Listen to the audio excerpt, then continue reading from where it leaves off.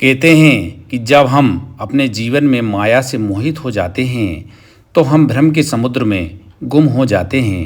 माया वह भ्रम है जो बाहरी दुनिया में मौजूद है और वह हमेशा हमारे मन के अनुसार बदलती रहती है। यही वास्तविकता है, पर मूल रूप से हमारी असली सच्चाई हमारे अंदर ही मौजूद है। उसको जानना ही बुद्धिमानी है।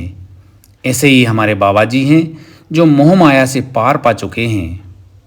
पत्नी के गुजर जाने के बाद अपनी करोड़ों की जमीन जायदाद को छोड़कर मन की शांति व मोक्ष प्राप्ति के लिए 40 साल से माँ नर्मदा जी के तट पर एक छोटी सी पावन सी कुटिया बनाकर बड़े आनंद के साथ, बड़ी प्रसन्नता के साथ भगवान के भजन में लीन है।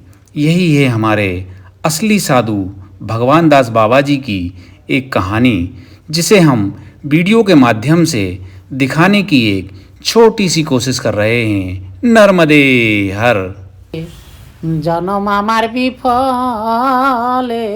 যায় ও বন্ধুরে, জনম আমার বিফলেতে যায়। এসে রঙ্গরসে মায়ার বসে, এসে রঙ্গরসে মায়ার বসে, কি করতে কি করলাম হায়, জনম আমার বিফলেতে যায় ও বন্ধুরে, জনম আমার বিফলেতে যায়।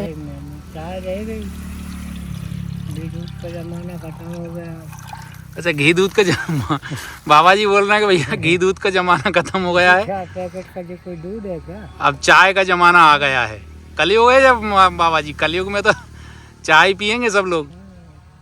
तो लगता था आदमी को, आदमी जहाँ चाहे वहाँ अपना जीवन निकाल ले। वो तो वो माया का चक्कर है कि ये भी लेना है वो भी लेना है, इतना भी नहीं रखते। कहाँ कहीं जाते तो ये भी लेके चलना है, एक कमंडल हाथ में उसमें चक्कर। साधुओं का, साधु संतों का जीवन बड़ा निराला होता है। एक कमंडल की ज़रूरत पड़ती है बस साधु संतों को, बाकी किसी भी चीज़ की ज़रूरत नहीं पड़ती है। अब हम बाबा जी को देख रहे हैं। बाबा जी की जी रसोई है। ये एक छोटी सी डलिया में बाबा जी की रसोई है और यहीं पर कितने भक्तों को भोजन प्रसादी करा देते हैं बाबा जी। अब देखो, आज हम बाबा जी के दर्शन करने आए हैं और बाबा जी की चाय बन रही है। कोई विचार नहीं है, मन का विचार है, वो बनाते रहो। वो जितना मुँह माया बढ़ाते रहो उतनी बढ़ती जाएगी। कभी जीवन में आदमी मरने बैठा है फिर उसको लगा ही है कि वो रह जाता, वो रह जाता तो मेरे नाती के और पंथी के काम आता। लेकिन महाराज जी, हम अभी बड़े बड़े संतों के पास भी गए हैं यहाँ आसपास के क्षेत्र में। बड़ा नहीं है कोई, बाँस दो बाँस लंबा कोई नहीं है संत बड़ा। अंदर से कोई किसी के कुछ नहीं देख रहे हो, हम भी देख रहे हैं। बड़े बड़े गाड़ी से घूम रहे हैं, भीख मांग। साधु संतों का जो जीवन रहता है वो एक अलग ही निराला टाइप का जीवन होता है।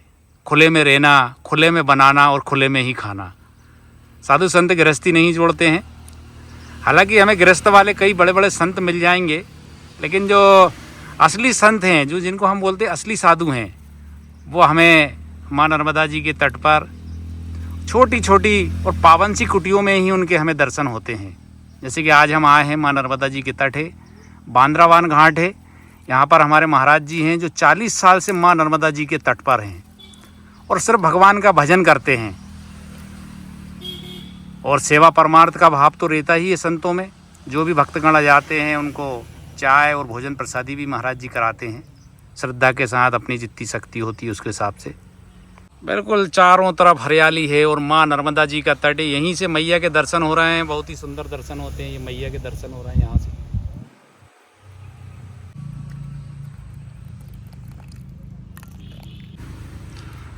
हमारे महाराज जी बोल रहे हैं कि भाई अगर 100-200 परिक्रमा वासी भी आ जाते हैं तो मैं उनको भोजन करा देता हूँ। छोटी सी व्यवस्था है, लेकिन बाबा जी, माँ नर्मदा जी की कृपा से सब कुछ संभव हो जाता है। महाराज जी जैसे कि बताते हैं कि यहाँ पे जो भी संत महात्मा विराजमान हैं, उनसे भी हमने आपके बारे में जानकारी ली, तो सभी यही बताते हैं कि महाराज जी यहाँ 40 सालों से माँ नर्मदा जी के तट पर हैं। तो महाराज जी कैसे आ गए आप मैया के तट पर? बस गाँव जन्मभूमि किनार पे ही है, तो बैठे बैठे पहले से परिक्रमावासियों की जी सहयोग सेवा रही। हाँ सेवा का फल है जो मिल रहा है, भाई सेवा करी बचपन से ही, हाँ। सेवा का फल है मिल रहा है, आयास कर रहे हैं। और क्या, आज हमारे जैसे सुप्रीम देश में प्रधानमंत्री भी नहीं है। अच्छा, जितने सुखी आप हैं उतने सुखी प्रधानमंत्री नहीं है। प्रधानमंत्री भी नहीं है। तो अच्छा महाराज जी, जैसे आपके पास बताते हैं 45 एकड़ ज़मीन थी, तो 45 एकड़ ज़मीन का आपने क्या करा जब आप साधु बन गए तो आप? भाई कहे ना, हम 24 साल हो गए गाँव नहीं है। अच्छा, तो भाई को दान कर दी वो ज़मीन? भाई है, भतीजे है, आने जाने वाले, बहन बहन हुई और भी रिश्तेदार जो आएंगे, सेवा कौन करेगा? जब रहेगा जब ही तो कोई करेगा। नहीं तो वो तो करोड़ों की ज़मीन होगी महाराज जी आपकी। अरे वो तो सब कुछ है, फिर करो उसको। नहीं तो एक अरबों की है वो तो, जिस अरबों की है। हाँ, मगर करने वाला भी तो उसको करने, जब करोगे नहीं तो फिर क्या, वो तो पड़ी है, वो कौन से काम तो अपने भाई को दान कर से दिया। पड़ी है, किसके काम में आ रही?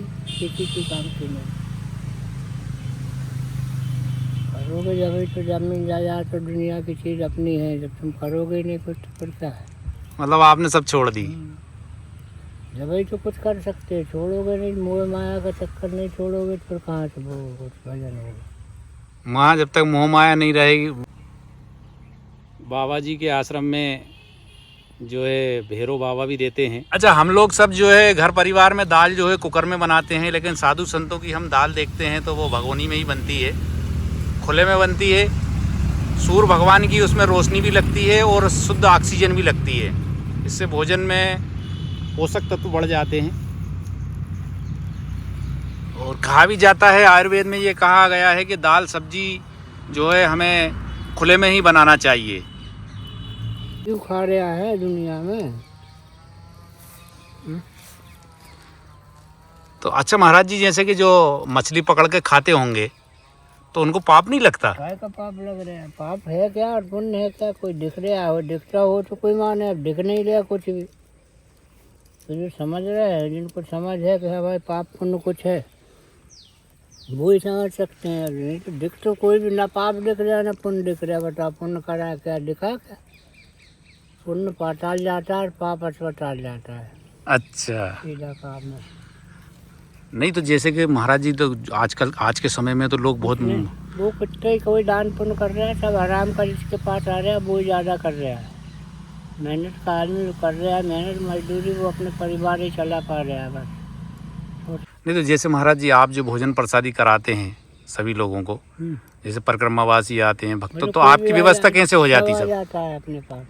कैसे व्यवस्था होती? आ जाता है, खिलाना रहता है, छोड़ जाता है। उन्हें मालूम है जैसे वर्षों का भंडारा होता है, तो कोई दाल, कोई चावल, कोई तेल, कोई जूस, कोई जो लगा, वो अपने आते जाते लोग छोड़ जाते हैं, हो जाता है। हाँ, मतलब मैया की कृपा से, मैया की प्रेरणा से आते हैं लोग। जाता है वो तो, आने जाने वाले जिसको जो लगा वो सामान ले आए बाजार रात का, छोड़ जाते हैं, हो जाता है।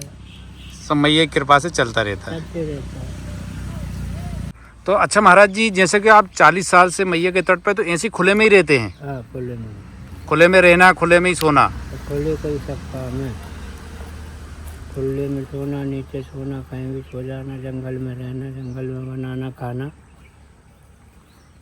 अच्छा, बाबा जी का सबसे बड़ा खजाना हम दिखा रहे हैं, ये बाबा जी का खजाना है, ये बाबा जी का बैग है, इसमें बहुत बड़ा खजाना है ये, जिसके हाथ लग जाए समझ लो वो माला माल हो जाएगा।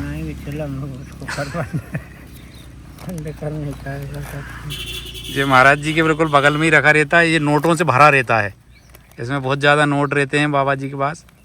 माँ नर्मदा जी भेजती हैं, बाबा जी बता रहे हैं कि नर्मदा जी भेज देती हैं नोट, जिससे पूरा मिल रहा है, जो चाहिए वो मिलता है दुनिया में। सकल पदार्थ है जगमाई कर्मीन नर पावर ना। संसार में ऐसी कोई वस्तु नहीं है जो नहीं मिल सकती है, सब मिल सकती है। आज अम्बानी का नाम चल रहा है, अम्बानी का। हाँ, तो कैसे चल रहा है ये? भाई उसके प्रयास से ही चल रहा है ना। जी जी। भले कैसे कमा रहा है और प्रयास तो कर रहा है, करा उसने। तो ऐसे ही है, संसार में जो चीज़ चाहो वो मिल सकती है, कोई बड़ी चीज़ नहीं। राजयोग और संत योग ये नहीं मिल सकते हैं। राजयोग और संत योग। हाँ, ये किस्मत वाले को मिलता है। राजा होता है और संत होता है, इनको हर आदमी हर एक चीज़ नहीं मिलती, जो चाहे वो मिलती है। अच्छा, संत तो हर कोई नहीं बन सकता। हाँ, बस यही तो सबसे बड़ी मेन चीज़ है। अच्छा महाराज जी, कहा भी जाता है कि संत तो वही बनता है जिसके ऊपर ईश्वर की श्रेष्ठ कृपा हो, सर्वश्रेष्ठ कृपा हो जिसके ऊपर। और ये कैसे अपन का भगवान की कृपा से बनता है, अपने उससे बनता है मनुष्य। और बगैर उस कृपा भगवान की तो नहीं होता है। उसकी इच्छा होती है जब भी भगवान की।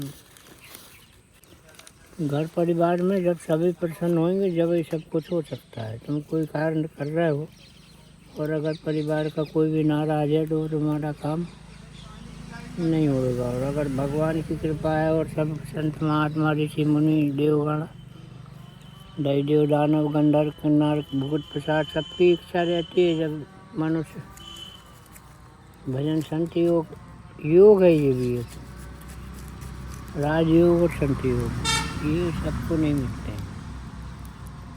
भेष जरूर बना लो, ढोंग कर लो, राजा कोई भी नहीं बना आज तक। दिख रहा है कोई नहीं। पहले राजा किले बने जिनके नाम चल रहा था राजा महाराजाओं के।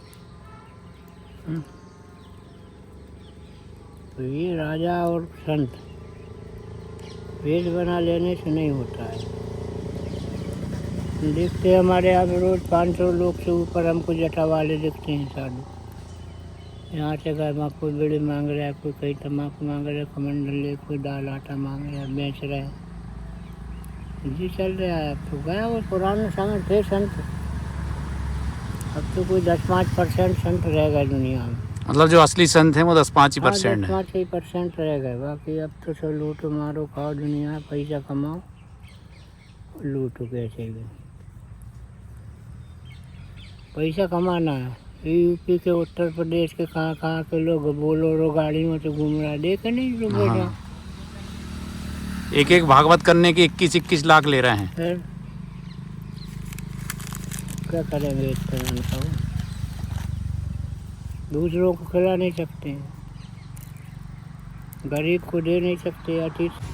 अच्छा बाबा जी देख रहे हैं, बाबा जी हम ज़्यादातर साधु संतों के पास जाते हैं दर्शन करने के लिए, तो देखते हैं कि साधु संत गांजा ज़रूर पीते हैं। तो हम कई साधु संतों से हमने पूछा कि भाई गांजा क्यों पीते हैं, तो अलग अलग हमें जवाब मिलते हैं। तो हम महाराज जी से पूछते हैं, महाराज जी साधु संत ज़्यादातर गांजा पीते हैं, इसका क्या कारण है महाराज जी? इससे वजन होता है, मद मरता है। अच्छा अच्छा अच्छा। मद को मारने वाली चीज़ है और वजन करने का ध्यान लगाने की चीज़ है। ध्यान लगता है इससे। तो महाराज जी गांजा नुकसान तो करता है, ये तो नशा है एक तरीके का। नशा तो नुकसान तो सब। रोटी भी खाना भी भोजन वो भी करता है, उसको भी ज़्यादा खाओगे वो भी हजम नहीं होगा, वो भी नुकसान करेगा। कौन सी चीज़ है ऐसी जो नुकसान नहीं कर रही मनुष्य? नहीं लेकिन महाराज जी हम ये देखते हैं कि हमारे जो डॉक्टर लोग हैं वो सब बताते हैं कि बीड़ी नहीं पीना चाहिए, सिगरेट नहीं पीना चाहिए, गांजा चिलम नहीं लगा। डॉक्टर तो खुद ही वो क्यों मर जाते हैं? डॉक्टर क्यों मरता है? वो भी बीमार होकर मरता है ना, क्यों मर रहा है? कोरोना में कितने मर गए।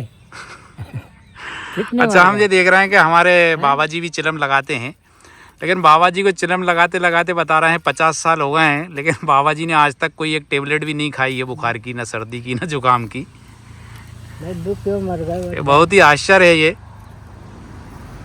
अच्छा बाबा जी महाराज जी आप कभी बीमार नहीं हुए? कभी नहीं, हमको बीमार नहीं होते हैं। हम अपने हिसाब से भोजन हाथ से बना के खाते हैं। खान पान सही रहेगा तो बीमार नहीं होगा आदमी। अच्छा जैसे हम लोग बीमार हो जाते हैं, खान पान से होता है।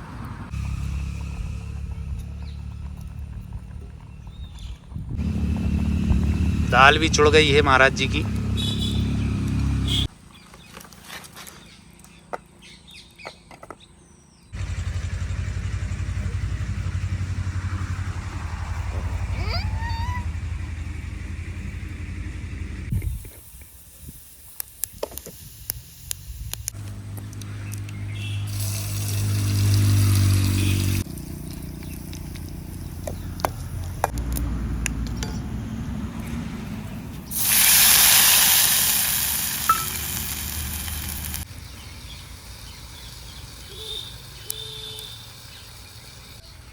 अब बाबा जी दाल में तड़का लगा रहे हैं। बाबा जी ने दाल बना ली है।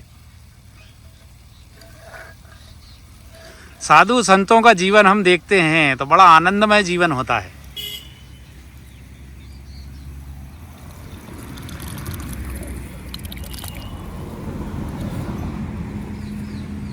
कुटिया है, पावन कुटिया है बाबा जी की।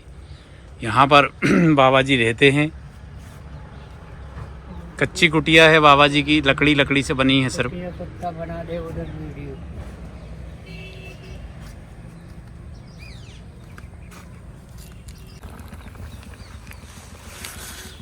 और महाराज जी अब आटा लगा रहे हैं टिक्कड़ सेंकने के लिए, और बोल भी रहे हैं कि भाई तुम खा के जरूर जाना भोजन प्रसादी।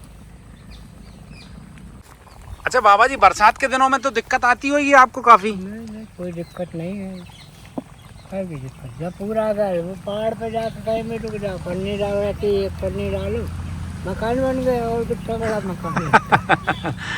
अरे बाबा जी कह रहे हैं कि भैया बरसात के दिनों में जब पूर आती है तो पहाड़ पे एक पन्नी डाल लेता हूँ, उसी में भोजन प्रसादी बनाता हूँ और वहीं से हम भजन करते हैं।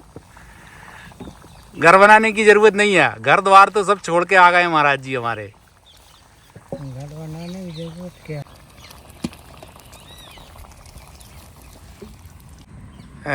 बाबा जी ने ये देखो मैया माँ नर्मदा जी के लिए एक अलग से टिक्कड़ बन रहे हैं। बाबा जी डेली माँ नर्मदा जी के लिए अलग से टिक्कड़ बनाते हैं। सबसे पहले टिक्कड़ माँ नर्मदा जी के लिए बनाते हैं भोग के लिए, फिर इसके बाद हाथों के टिक्कड़ बना रहे हैं। तो बाबा जी एक टिक्कड़ में तो पेट भर जाएगा? हमें 2 टिक्कड़ का काम रहता है, ज़्यादा नहीं। 2 टिक्कड़ खाते हैं बस आप? 2 टिक्कड़ का काम है। हम तो दूध रहता है, सब्जी नहीं बनाते, कभी साल भर में 1 आध बार दूध के साथ ही खाते हैं? बस 2 टिक्कड़ दूध में डाले। बाबा जी 24 घंटे में 2 टिक्कड़ खाते हैं दूध के साथ। कभी कभार सब्जी बनाते हैं, और नहीं तो बाबा जी की गाय है, गाय दूध देती है तो बाबा जी उसी से टिक्कड़ बना खाते हैं। और जब कोई परिक्रमावासी या भक्तगण आ जाते हैं तो फिर बाबा जी उसके लिए अलग से व्यवस्था करते हैं। अब आते तो सारा फैल रही है, प्रदूषण में की बीमारियाँ फैल रही है। हाँ, प्रदूषण नहीं होगा बीमारी कैसे फैले? अभी प्रदूषण हर चीज़ का ही होने लगा। अब मनुष्य ही प्रदूषण बन गया है। अब मनुष्य प्रदूषण बन गया है। अच्छा एक बात और है, हमारे बाबा जी जो है प्राकृतिक प्रेमी हैं। काफ़ी पेड़ पौधे बाबा जी ने लगा के रखे हैं। जहाँ भी बाबा जी रहते हैं वहाँ पेड़ पौधे काफ़ी लगा देते हैं।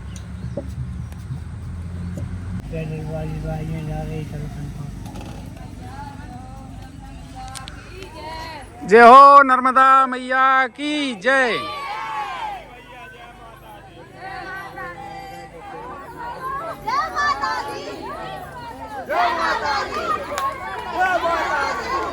ये मैया का परिक्रमा मार्ग है और सब भक्तगण जा रहे हैं।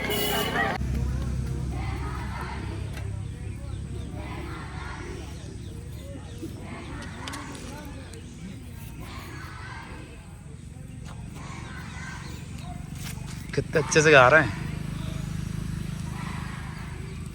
महाराज जी एक प्रश्न पूछते हैं, आप भोजन प्रसादी बना रहे हैं तो महाराज जी मनुष्य संत क्यों बन जाता है? मन की पुराने कर्म के अनुसार रहता है जी। तो बस पूर्व कर्म तुम्हारे अच्छे हैं तो संत बनेंगे, नहीं संत नहीं बन सकते। फिर तो पेट भरते रहो और घूमते रहो। पुराने कर्मों से ये सब होता है, पिछले जन्म से। इस जन्म को करोगे तो आगे मिलेगा, मगर जो पिछला है बोया हुआ। अच्छा उसी के अनुसार ये आदमी संत बनता है, मतलब प्रारब्ध की घटनाएं हैं सब। ये जन्म मिलता है उसी के अनुसार। अच्छे कर्म करें तो उत्तम कुल पुलस्कर नाती है। रावण कोई छोटी मोटी चीज नहीं है, मगर उसको नक्षत्र ने ऐसी जगह ले गया।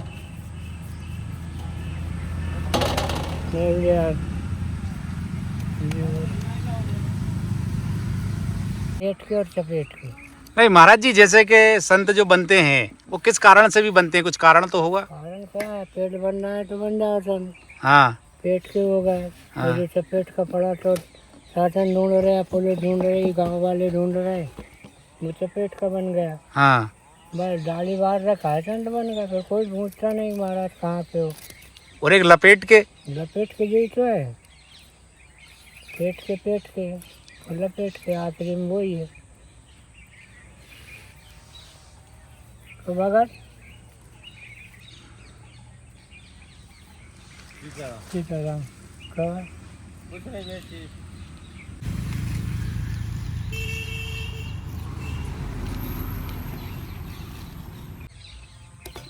ये माँ नर्मदा जी के लिए भोग के लिए बाबा जी ने टिक्कड़ निकाल लिए हैं, छोटे छोटे घी लगा लिया है।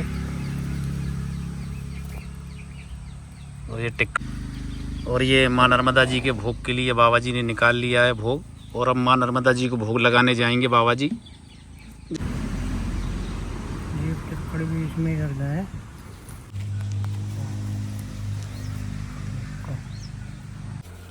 हम देखते हैं कि साधु संत अपना काम स्वयं करते हैं।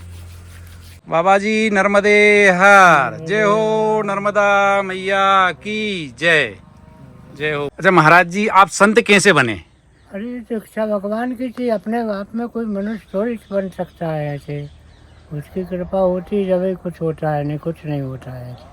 कह देने संत नहीं बनते, हम तो करोड़ों में लाखों में एक आध कोई संत दिख रहा है। जी जी जी, संत नहीं दिख रहा है, बहुत कम रहेगा ऐसा। मतलब भगवान की इच्छा होती है, मर्जी होती है। पूर्व जन्म के कुछ कर्तव्य होते हैं, कर्म जिनसे जो जन्म मिलता है, जिनसे संत बन जाते हैं पूर्व जन्म से। कुछ पुण्य है ऐसे जो हमको। अच्छा महाराज जी, जैसे आपका जैसे पता है, बताते भी हैं लोग कि आपके पास 45 एकड़ जमीन थी। वो तो 45 एकड़ जमीन है, आपने छोड़ के घर गृहस्थी छोड़ के संत बन गए। इतना कैसे त्याग कर दिया आज के समय में? तो मन से, मन जो चाहे वो हो जाता है। मन से त्याग होता है, ऐसे त्याग नहीं होता है। तो त्याग ना, जिस चीज को छोड़ दिया, मन छोड़ दिया, नहीं वही तो जीवन का मतलब है। आज जी जैसे हम सब गृहस्थ लोग हैं, तो हमें कुछ ऐसा मार्गदर्शन दे कि हम लोग सुखी रहें, आनंद से रहें, क्या करें हम? भजन करो, भगवान का वो सब देता है। काल कंटक दूर होते हैं, हनुमान जी की सेवा करो, भगवान की करो, संत सेवा करो, तो भगवान सब काल कंटक दूर कर देता है। जैसे हम गृहस्थ जीवन में बड़े छल कपट कर रहे हैं, लोगों से बेईमानी कर रहे हैं। छल नहीं करना। जीवन का एक ही मकसद है, काम क्रोध मत लोभ बचे नाथ नरक के पंथ। भजन जो पर हरि भजन नहीं संत। और संत भगवान का भजन ले कर रहे हैं, बाकी सब नहीं कर पा रहे। काम क्रोध मत लोभ यही छोड़ दो, बाकी सब जीवन तुम्हारा सफल है। आज हमें बांद्रावान घाट पर माँ नर्मदा जी के तट पर, माँ नर्मदा जी के किनारे जंगल में एक हमें बहुत ही सिद्ध संत भगवान दास महाराज जी के आज हमें दर्शन हुए। और वीडियो के माध्यम से हमारे दर्शक गणों को भी और भक्त गणों को भी बाबा जी के दर्शन हुए। हम सब धन्य हुए। बाबा जी आपको दंडवत प्रणाम। बाबा जी नर्मदे हर, जय। अब बाबा जी माँ नर्मदा जी को भोग लगाने जा रहे हैं। जो भी कुटिया में बनता है, सबसे पहले मैया को भोग लगता है, इसके बाद ही जो है भोजन प्रसादी ग्रहण की जाती है। जय हो नर्मदा मैया की जय। बहुत ही सुंदर दर्शन हो रहे हैं मैया के, दूर दूर तक दर्शन हो रहे हैं यहाँ से। जय हो मैया, जय हो मैया, जय हो। बाबा जी मैया को भोग लगा रहे हैं। हम साधु संतों में देखते हैं कितना प्रेम रहता है मैया के प्रति। पहले भोग लगाते हैं जो भी बनता है। जय हो नर्मदा मैया की जय।